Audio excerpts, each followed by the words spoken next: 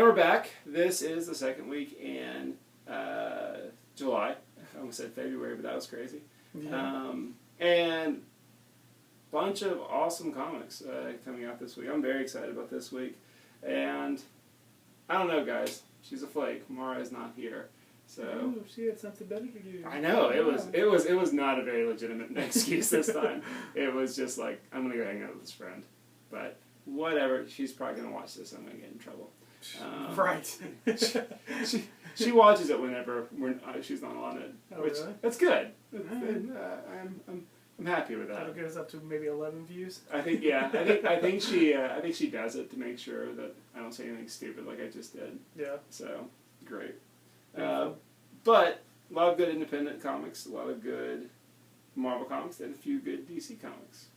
So I've got more DC than I have independent, dude. all right, awesome. Well, I'm excited. Let's see what's coming out from the independents. Alright, first up we got Star Wars 19. I think this is the second last issue, actually, before it all goes away. Yep, to be concluded. Carlos Donda's back. They're in space, and I haven't read it, so I'm not sure exactly what's going on, but this is the new arc, I guess, if you can call 2 issues an arc. Yeah. But, yeah, after Princess Leia almost got married. I see some IG-88 in here, though, so that's pretty sweet. cool. Yeah. But, yeah, Star Wars, and then the other independent is Walking Dead, what, number 129? Yeah, 129. We're still, in the storyline we time jumped, so Rick has all got a weird beard, and Carl is all, seems like he's jumped like 10 years or something. He's like a teenager. Oh, that's crazy. So, and Negan's in jail. Spoilers, they didn't kill Negan. So. How bad is it to be in jail after the apocalypse, essentially? Right. Like, that has to be the biggest bummer. But, yeah, he's manipulating everything, it looks like, so Negan is still the villain, it looks like. It's been pretty cool, though, but it's definitely different since All Out War. Yeah. Which is cool. I like to think, because with that being a huge selling comic, and with that TV show being insanely... Oh, because my mom's watching the TV show now. Weird thing to say. Mm-hmm. But I wonder how many people like watch a couple of episodes, or watch the newest episode, and then go to the comic store and just buy like the most recent issue of Walking Dead, expecting to just hop in there. I don't know. I've always been a big supporter of saying, just jump into a comic show. But Walking Dead is kind of one that, like, that one you do kind of need to start. I don't know.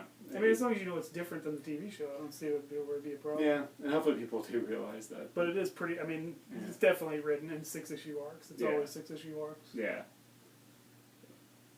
I don't know. Crazy. Alright, next up we got American Vampire Second Cycle 4. Mm-hmm. Yeah, number 4. Vampires versus tornadoes, and there's an alligator in here that don't fight it. We mostly just noticed it because it's in Pulaski County, Arkansas, which is about 10-15 miles away. Yeah, from exactly. It's our adjacent county. It's cool to have a shout out because I guess when you're only superhero that comes from Arkansas is Razorback. Razorback's the man, dude. He's a space trucker, dude. Yeah. I saw that Jim Zub he was posting commissions because apparently he draws. I didn't know that. And he did a Razorback commission. And his speech always said Tim Ford, good buddy. Yep. And I thought he's a space trucker, dude. He sure is. All right, and then drifting into DC, although I guess that was Vertigo. We got Justice League United. What number is this? Number 3. Mm-hmm. Still Justice League Canada in space, which is weird because they keep calling it Justice League Canada, although they haven't been in Canada for like 2 issues. Yeah. Just more fun with Lobo and Adam Strange and Hawkman and stuff. It's a good comic, really, really good art. And explosions, and oh yeah, maybe somebody dies. Oh wow. Dun, dun. No, playing on Stargirl. Could be. Oh man. And then last up, we got Batgirl 33, and all you need to know about Batgirl number 3 is it's Gail Simone, Barbara Gordon, Huntress, and the Black Canary. That's all you need to know. Yeah. That's Birds of Prey. Birds of Prey. As well, is that Birds of Prey comic even around anymore? Nope, it's gone. Well, that's it then. That is your Birds of Prey comic. Although I didn't talk about it, but World's Finest Huntress is about to go back to Earth too, so I would assume that's why she kind of just shoot her into the story. Yeah, just to use her real quick. Grab her as quick as possible before she couldn't. Although we might talk about a Huntress in my pick of the week again, but it's not the same Huntress. There's a tease for you for 5 minutes. Yeah. It's 5 minutes. Nobody's going to last for 5 minutes, dude. Exactly. Although you got a ton of comics to talk about. I know, I was going to say, I'm not going to, it'll be a lot longer than 5 minutes because I am going to ramble. Well, first up, the evil Brotherhood of Future Mutants are attacking, and I guess it's just a continuation of that story. I don't know. That's the final part of that story. Yeah. Next up is Original Sin stuff. Yeah, and that's the trial of Charles Xavier. So I guess that's two more weeks. The Will, yeah. Sorry, trial of Jean Grey, Will, Charles Xavier. You get an awesome cover with Angel on a motorcycle, which is sweet. I don't know if that plays in the story, but it's been a good story arc so far. It does happen in the story. Sweet. So I'm excited, and I want to see more of them fighting the future. Because I really dig that future evil Brotherhood. Yeah. Great. I wasn't too thrilled with Dark Beast being. Well, that's a different guy. Oh. That's the Age of Apocalypse Beast, not the Beast from the Future. Right. I mean, I knew he was like that character from but I thought that was. He's not in the evil Brotherhood of Mutants from the Future. Am I mixing up? There's an evil. There's a beast in the evil. Yeah, it comes up. Oh man, it bleeds together. Yeah, sure, totally. Yeah, that is the right of both, but yeah, that's two different evil beasts.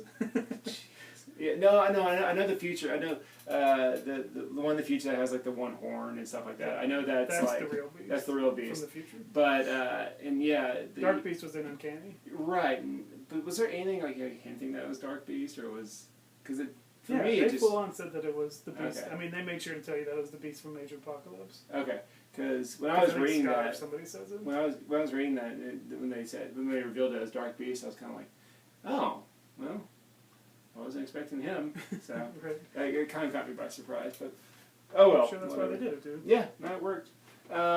Next up, we're going Wendigo hunting with the Amazing X-Men. Nick Colossus is back. I can see. Iceman, Nightcrawler. So fun. Yeah, North Star's in there too. What I mean, does this feel like an old school X-Men adventure? I wouldn't go that far, but it is nice to have Nightcrawler and Colossus in the book again. Sweet. Because they have some banter going on. I'm very excited there. Yeah. Captain Marvel number 5. Once again, space. Like she's a full-on cosmic character now. Yes. Like it's. Yeah, did you listen to the Sam Humphries? Yeah, I can't believe I didn't, I felt like kind of an idiot, because that's where I finally was like, you know what, she's right, she is. I'm like, well, no, duh, the first 5 issues of her, new volume of comics is taking place in space. She's a member of the Guardians of the Galaxy. And she's been a Starjammer. Yeah, exactly, so it's like, yeah, but it's good stuff. And, this is her trial, and I guess for her involvement in Infinity. Sort of. She's monkeying around with alien politics, which is never a good idea.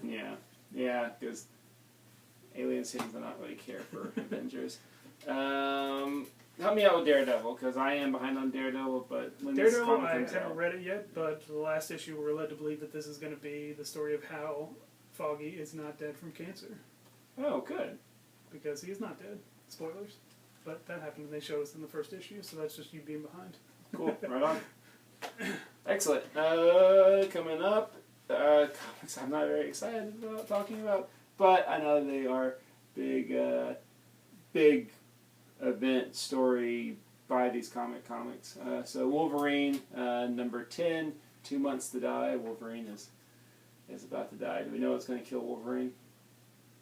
I mean, he's just not having a healing factor, probably. I mean, you could kill Wolverine right now. Okay, so that's still going on because he doesn't have a healing factor. Okay, well, that stings. Poor Wolverine. Is he still doing stupid stuff like, thinking he does or acting like as if he jumping in fights and stuff? Sure. Yeah. Well, Wolverine, no one to blame but yourself. Sure. Well, luckily he's Wolverine, so he won't be on for long. yeah. But it's any comic book death. It's just like. It's fine. I don't think anybody's gonna be angry when Wolverine comes back. Like, you tricked me into thinking he was gonna die. Like I can't even get I get frustrated when even people start acting like like, oh, it's a comic book. They you know, when they say they die, they come back to life. I'm like, yeah, we all know that. Like, Right. there's no one that's like, you know, thinking that's gonna stick. Right. Yeah, it's just a story. But yeah, like comic book, that's I think they can still be powerful. Yeah, if you're gonna take away his healing factor, he's got to get back somehow. So Is it naive of me to still believe that Charles Xavier is gonna stay dead? I think he'll probably stay dead at least until somebody else comes in to write the whole stuff, Yeah. because there's no upside to him coming back. Yeah, They haven't used him in 5 years at least, except for just to get killed. Yeah, and I think he's having a pretty good purpose. Yeah, Thing he's dead. much better as a martyr than he is as an active character. Well, Spider-Man 2099, written by Peter David, so that's cool because Peter David created Spider-Man 2099. So that's all. I don't get the appeal of Spider-Man 2099, but I know there are plenty of people that do. But what are you excited about this? No, I have Spider-Man, the 2099 books, and never anything I was super interested in. It's kind of a novelty thing. Yeah, it's cool when like he shows up and is he in modern day right now? Or is he in The story takes place in modern day. It doesn't take place in 2099. Yeah, I don't know. It's just that fish out of water. Like, oh, I'm using slang from the future. It's just don't dig it. But something I do kind of dig is this original Sentai and Thor and Loki, the 10th Realm. And apparently in this story arc, it's going to be revealed that Angela is Loki and Thor's sister. So, our daughter of Odin, or, I know that's the same thing, but it may not be the same thing. I don't know. I've read it and it is. Okay, so... She's full on. I mean, Freya and Odin are her parents. Okay, I mean, so she's not technically Loki's brother or Loki's sister because they're not. He's not their kid, but without a doubt, Thor's sister. Man, I didn't notice the list of artists that are attached to this. This is pretty good stuff. The weird thing about that book is that they're not putting out Thor and Loki at the same time, and it's the same creative team from both books working on it. So it's mostly Al Ewing and Lee Garbett, but Simone Bianchi did a couple pages. Once they go to the 10th Realm, he starts drawing it. Sweet. So I would assume most of the next issue will be him. Awesome. And I like Angela as a character. She's a fun character. Who would have thought we'd say that? Yeah, 10 years ago? it definitely is because like I don't know if Marvel intends on giving her own series or anything, but the biggest appeal is the fact that she doesn't feel comfortable like around the Guardians or like she's Sure. the odd person in a group of oddballs, and that's why I dig her. But no, I mean, keep her as a supporting character. I think she's very good, and yeah, whatever, she fits in Marvel, sure. It's weird that was a big deal that they seem to passionately have gone after. We got to get Angela, and well, I mean, how mind blowing was the idea? I wish they'd not been able to hide it until the issue came out. But the idea that at the end of Age of Ultron, they're going to take a Todd McFarlane character and put her into the Marvel universe. It's crazy. It was bizarre, But I mean, I didn't believe it when I saw that. Do you remember when Neil Gaiman was supposed to be attached to write Guardians? I mean, he was never super attached, but yeah, I mean, he was a consultant or whatever. I was kind of surprised he didn't get any credit on this, because, I mean, they're doing her origin, so... Oh, really? Is it similar to what her origin was in the Spawn comics? I mean, she was just an angel in the other comics, I don't know. Yeah. But, I mean, they're explaining the 10th Realm and everything. Cool. Like, she's not even in that issue, except in flashbacks. Well, I mean, still cool character. But, sure. Yeah. Alright, I guess it's time for Picks of the Week. Speaking of cool characters, dude... Is it? DC's DC's best character is getting his own book again. Grayson. He's a spy, super spy now. And it was actually pretty good. Michael Jannon's doing the art. I like that. We loved from Justice League Dark. Tim Seel's a good writer. Yeah, it's good. It's not the best comic I've ever read or anything, but it's fun. And as I kind of hinted at earlier, there isn't the New 52 Huntress is in it. It's different than the Huntress that's in Earth 2 and World's Finest. So that's kind of interesting. She's a member of Spiral, which is the new super spy group that we're talking about here. Okay, so he is a spy for which group? It looks like he's spying on Spiral for Batman. Okay, so he's because, I mean, I can show you the last page. You're not gonna read it anyway. So he's like Batman spy. So like this dude is their head of Spiral, and he's got all this information. Oh no. So. Oh boy. Yeah. Okay. All right. And I think Mara mentioned it in her little article she did today. The tagline for this is if you think you know Grayson, you don't know Dick, which is very strange.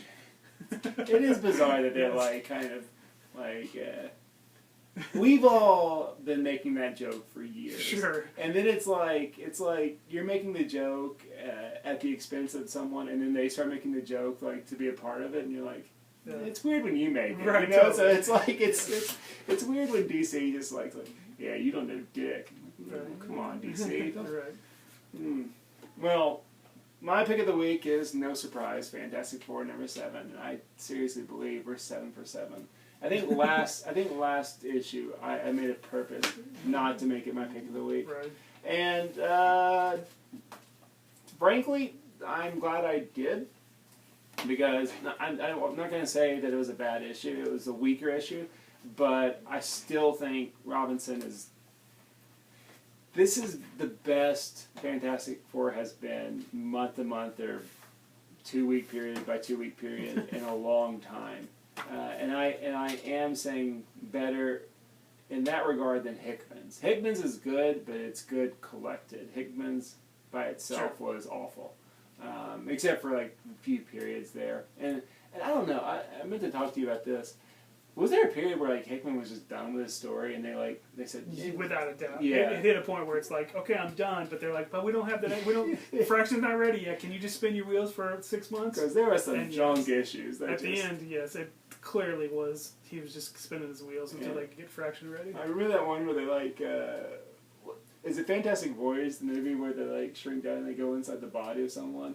The episode where like Willie has like cancer, so they go inside his body. Yeah, I don't know. I just remember. I remember reading it. It was like, okay, well, the story is clearly done now. Yeah. But they're still. I mean, they're still going, and it was just. I mean, it wasn't particularly bad. It was just kind of pointless. There were these pointless issues where they went to Wakanda. That's why I picked up on Omi. Yeah. But once again, like the best part of that was like the FF issues where they followed the kids around. Sure. But yeah, no, I just think that's funny. But no, Kirk and Robinson, it's great. It's not too much of a cliffhanger to where I don't know. I feel like that issue's got a big cliffhanger. You haven't read it, so you don't know the implications. Yeah, I'm sure. You just looked at it. But I mean, I think it works perfectly. Gunnar Kirk's art's great. Dean Haspel, I'm excited about his guest role as artist. He's drawing, classic Fantastic Four, which Haspel has a good style for that. I don't know. I'm all aboard. And we've talked about it already personally, but you're complaining so much about that Captain Marvel cover. Yeah. Not one person on this cover is in this so cover, annoying. Including Sue Storm. This would be a great cover for the last issue, and I wonder yeah. if that's what happened. Probably so. I'm sure when they solicited it, he wasn't exactly sure where the story was going to end up. Yeah. With that scene was going to be in 6 or 7. So. Right. Because, yeah, man, the Avengers are tools. But remember that last page. Yeah, we theorized that there might be a reason for that. There might be an explanation, which I definitely hope so. But yeah, no, I dig their new uniforms too. I think they're cool. It's weird that they're red. Yeah, it's weird that they're red, but they're kind of cool looking. Yeah, and I have a belief that I don't think they can call it FF. They don't want to call it FF, but since this is now going bi-weekly, I think is it quite bi-weekly though? It's double shipping. It's definitely double shipping, but that doesn't mean bi-weekly. Sometimes it means every 3 weeks. Yeah, I mean it's definitely to a point where Kirk is not going to be able to do every issue, and he's not going to do every issue. Yeah. So I think that it's FF without calling it FF. Well, yeah, there's no point in doing a separate book unless you have a reason to do a separate book, especially if you can go fast enough that you can double ship it. And I'm excited to find out what's going on with the original Human Torch and the kids, and we gotta save Dragon Man. Yeah. We gotta save Dragon Man. That was great. I'm sure that will be the crossover that they've been talking about. Yeah. And I do have another problem, and this is a stupid one, because in the solicitations last week, it's Fantastic Four Annual 1. Mm-hmm. I wish they didn't have to reset the numbers on annuals. It just, that one frustrates me. For a while they were doing, to fix that problem, they would call it like year, annual, annual. 1998 or something Yeah, like that. 2014. Yeah, but yeah, because it's just not annual one. But oh well. It's like the 4th annual number 1. Or Yeah, no, it's the second. They've never had an annual one besides the first one. I bet that's not right. I know they didn't do one during Hickman's run, but I think they did one during. Maybe not. I don't know. No, the last one was during. Oh no, because they called it the year. That one with the thing that Carl Kuso wrote. Yeah. They called it a year, whatever year it was. They didn't call it number 1. Yeah, so it's, and they had in the late 90s they had those, 2000, 1999 annual, 1998 annual. No. But then during Millar's run they went back to normal numbering, so it was like 32 or whatever. Oh, maybe that's what I'm thinking about. I have most of the Fantastic Four annuals, including Fantastic Four annual number 1. Yeah, it's my oldest Fantastic Four comic, but it's not. I'm sure. I was sad when I snagged it up. Sure. It's in decent shape, but it's not worth that much. It's just, it wasn't that. I don't know if I don't know why it's not worth that much, but you would think because it's like, it was published within like the first year and a half of Fantastic Four, that would be as expensive as like the first 15 issues of Fantastic Four. Isn't it mostly reprint stuff though? It does reprint. I think Amazing Spider-Man number 1, or at least that scene in Amazing Spider-Man number 1. But it does have its own like Namor story, so it is original material. But yeah, that's sidetrack. Mara's not here. We can sidetrack exactly. all we want. Well, is there anything else to mention that we didn't talk about? There's a new Guardians of the Galaxy trailer that came out today. That's awesome. Apparently, there's a preview where you can see the first 17 minutes of it. Well, yeah, you got to go to IMAX for that though. Oh, it can. Oh, so. I don't think it's online. I mean, if it's online, it's not legal. But no, what I'm saying is like, so it's. I thought like it was just like kind of like an event in New York. So like if I went to IMAX, I think it's. Would I have to see like Transformers or something? I don't know. I haven't looked into it because I know I'm not going to see it. But I would assume it's just. It sounded like it was just you go and you pay and you watch 17 minutes and you leave. That's crazy. No. But no, I am excited about some Guardians of the Galaxy. I haven't seen that sizzle reel, that new trailer. It was cool. I'm excited. Excited about some apes too. Sure. I'm excited about watching Gary Coleman fight apes. Gary Oldman. Not Gary Coleman. He's Coleman. That would be awesome. What you talking about, ape? And then he punched him in the face. What you talking about, monkey? The ape questions why he's alive. Right. I have to remind myself every once in a while that Gary Coleman is dead. That's true. It's sad. It's a bummer. But let's end on a sad note. All right. So, Brian, why don't you tell the boys and girls at home where we're located? We're at Conway Comics, 255 Ferris Road, and right behind good old UCA. He's right, good old UCA, and sort of near somewhere spotlighted in an issue of American Vampire. You might see an alligator. That's although I've never seen one. Yeah. I've been here a while. Scott Snyder thinks you might. Well, it was the 70s, though, in the story, so. I like to think that, like, this entire area in the 70s is a different time. It's just a different place. UCA was right there, so it couldn't have been too different. Crazy. Oh, well. Well, all right. Well, from nerdsfan.com, I'm Matt Wood. I'm Brian Keown. And we'll see you next week. Boop, boop, dee.